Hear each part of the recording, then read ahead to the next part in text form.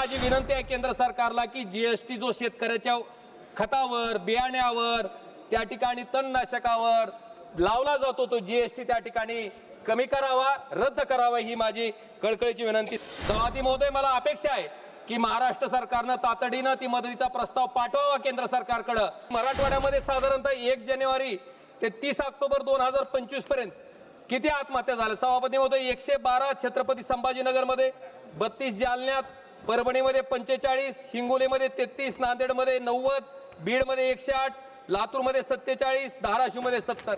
मला वाटतं इतक्या प्रचंड प्रमाणात शेतकऱ्यांनी स्वतःचं जीवन त्या ठिकाणी संपवलंय। या ठिकाणी पुरवणी मागण्यावर चर्चा करण्यासाठी उभा आहे। सभापती महोदय, या सभागृहात आल्याच्या नंतर मी वारंवार त्या ठिकाणी ऐकतो की आपल्या देशाला 5 ट्रिलियन इकॉनॉमी त्या ठिकाणी बनवायची।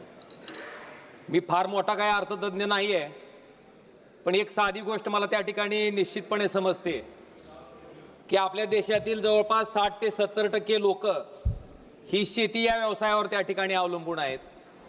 आणि त्या शेतीसाठी जोपर्यंत आपण सिंचनासाठी मुबलक पाणी, वीज आणि जो शेतकरी त्या शेतात राबून कष्ट करून पीक पिकवतो, त्यानं पिकवलेल्या माल उत्पन्नाला त्या ठिकाणी स्वामीनाथन आयोगाच्या शिफारशीप्रमाणे त्याच्या उत्पादन खर्चावर आधारित त्या ठिकाणी त्याला हमीभाव जोपर्यंत मिळणार नाही तोपर्यंत मला वाटते आपण जे 5 ट्रिलियन इकॉनॉमीचं स्वप्न त्या ठिकाणी बघतोय ते आपण कधीही गाठू शकणार नाहीत। सभापती महोदय, मी कायम ऐकतो की आपण इतके मोठे हायवे बनवले, इतक्या मेट्रो बनवल्या, ह्या हायवेसाठी 70,000 कोटी, त्या हायवेसाठी 1,00,000 कोटी। सभापती महोदय, पण मला वाटतं अटल बिहारी वाजपेयीजींचंच त्या ठिकाणी विजन होतं नदीजोड प्रकल्प। मला वाटतं नदीजोड प्रकल्पाच्या बाबतीत आपण मोठ्या प्रमाणात पैसे खर्च करून बजेटमध्ये तरतूद करून त्या शेतकऱ्याला शाश्वत पाणी त्या ठिकाणी का उपलब्ध करून देत नाही? मला वाटतं हा माझा सरकारच्या पुढे प्रश्न आहे। सभापती महोदय, आपण बघितलं असेल ज्या वर्षी चांगला पाऊस होतो आणि शेतकऱ्याचं त्या ठिकाणी पीक पिकतं आणि प्रचंड प्रमाणात उत्पन्न येतं, उत्पन्न आल्याच्या नंतर शेतकऱ्याला योग्य जर भाव मिळाला तर आपण त्या वर्षी बघा किराणाचं दुकान असेल, सोनाराचं दुकान असेल, गाड्याची दुकानं असतील, सगळी जोरात त्या ठिकाणी चालू असतात। पण ज्या वर्षी शेतकऱ्याचं पीक पिकत नाही, शेतकऱ्याच्या मालाला भाव मिळत नाही, त्या वर्षी मात्र ही सगळे व्यवसाय करणारी लोक त्या ठिकाणी माशा मारत बसलेली असते। म्हणून माझी विनंती आहे की शेतीकडे बघत असताना जो दृष्टिकोन सरकारचा आहे तो दृष्टिकोन त्या ठिकाणी बदलणं गरजेचं आहे। ती शेती नफ्याची, ती शेती फायद्याची कशी करता येईल ह्याच्यासाठी सरकारने त्या ठिकाणी प्रयत्न करणं गरजेचं आहे। सभापती महोदय, मी महाराष्ट्रासाठी एक म्हणणं त्या ठिकाणी मांडतोय। पश्चिम वाहिनी नद्या ज्या आहेत, वैतरणा, उल्हास समुद्रातनं ज्या नद्या वाहून जातात, महाराष्ट्राच्या मंत्रिमंडळानं त्या ठिकाणी सप्टेंबर 2024 मध्ये पाणी वळवण्यासाठीच्या प्रस्तावाला त्या ठिकाणी मंजुरी दिली। सभापती महोदय, या प्रकल्पाच्या अंतर्गत जवळपास 55 TMC पाणी आणण्याच्या दृष्टीनं सविस्तर प्रकल्प अहवाल डिसेंबर 2025 पर्यंत पूर्ण करण्याचं उद्दिष्ट त्या ठिकाणी सरकारनं ठेवलेलं आहे। आणि ह्या प्रकल्पासाठी साधारणतः 70,000 कोटी रुपयाची गरज असून मला वाटते ते जर पैसे त्या ठिकाणी उपलब्ध करून दिले तर साधारणतः 70 TMC पाणी ही दुष्काळग्रस्त मराठवाड्याला त्या ठिकाणी मिळणार आहे। आणि महाराष्ट्रासाठी नदीजोड प्रकल्पाची का आवश्यकता आहे? नारपार असेल, अंबिका असेल, औरंगा असेल, दमनगंगा, वैतरणा, उल्हास यासारख्या नद्याच्या खोऱ्यातील जे अतिरिक्त पाणी आहे, जी गोदावरी खोऱ्यातील कोरडवाहू भागामध्ये जर आपण त्या ठिकाणी वळवलं तर निश्चितपणे त्या शेतकऱ्याचा त्या ठिकाणी फायदा झाल्याशिवाय आणि त्याला मुबलक प्रमाणात पाणी, शाश्वत पाणी उपलब्ध झाल्यामुळं त्या ठिकाणी निश्चितपणे त्याला ती जी शेती ही फायद्याची त्या ठिकाणी करता येईल आणि त्याच्या माध्यमातून उत्पन्न घेऊन त्याचा प्रपंच त्या ठिकाणी करता येईल।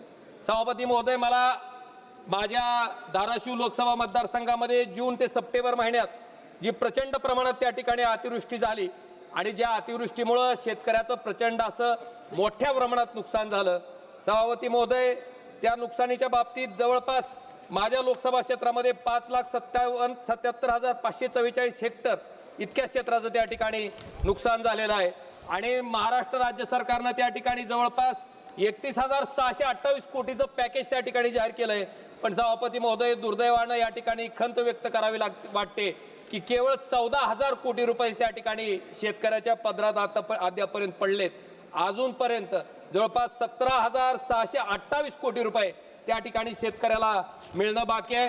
सभापती महोदय, मी तारांकित प्रश्नाच्या माध्यमातून सरकारला प्रश्न विचारला होता की महाराष्ट्रात जी ही आपत्ती आली आहे, ह्या आपत्तीच्या बाबतीत केंद्र सरकारनं राज्य सरकारला काय मदत केली. पण सभापती महोदय, त्या ठिकाणी दुर्दैवानं राज्य सरकारचा प्रस्ताव आला नाही. अशा पद्धतीनं त्या ठिकाणी त्या मंत्री महोदयाच्या उत्तरात, जे गृहराज्यमंत्री आहेत त्यांच्या उत्तरात त्या ठिकाणी मला सांगितलं गेलंय.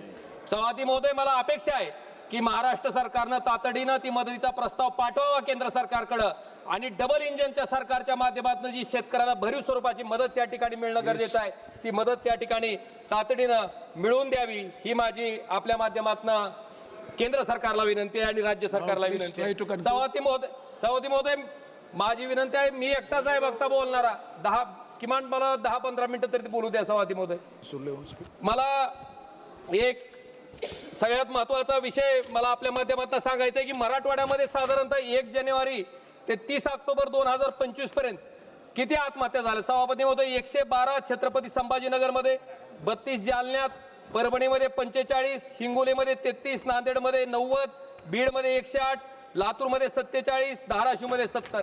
मला वाटतं इतक्या प्रचंड प्रमाणात शेतकऱ्यांनी स्वतःचं जीवन त्या ठिकाणी संपवलंय. सभापती महोदय, माझी विनंती आहे की आपण बघितलं असेल, शेतकऱ्याच्या खताला जीएसटी आहे, शेतकरी जे कुठले औषधं त्या ठिकाणी वापरतोय त्याला जीएसटी आहे, पण जीएसटीचा परतावा शेतकऱ्यांना कुठून घ्यायचा. सभापती महोदय, शेतकरी हा शेवटचा उपभोक्ता आहे, त्याला जीएसटीचा परतावा त्या ठिकाणी घेता येत नाही.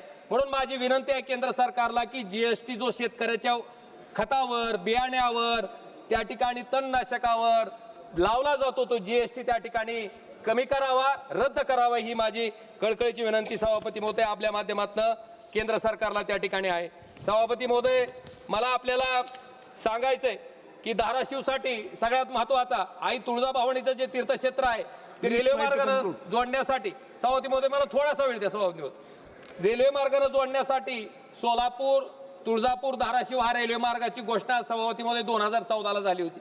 2019च्या नंतर जवळपास 3200 कोटी रुपयाची त्या ठिकाणी आवश्यकता ह्या रेल्वे मार्गासाठी आहे.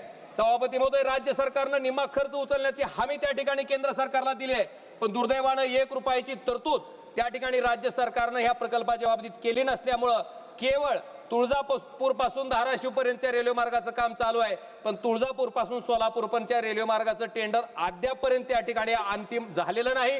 आणि त्याच्यामुळं जे स्वप्न आहे सोलापूर, तुळजापूर, धाराशिव आई तुळजाभवानीचं तीर्थक्षेत्र त्या ठिकाणी जोडण्याचं ते स्वप्न त्या ठिकाणी अपुरं राहतंय. सभापती महोदय, मला माझ्या मतदारसंघातल्या फक्त 2 मागण्या मला तुमच्या माध्यमातून केंद्र सरकारच्या समोर ठेवायच्यात.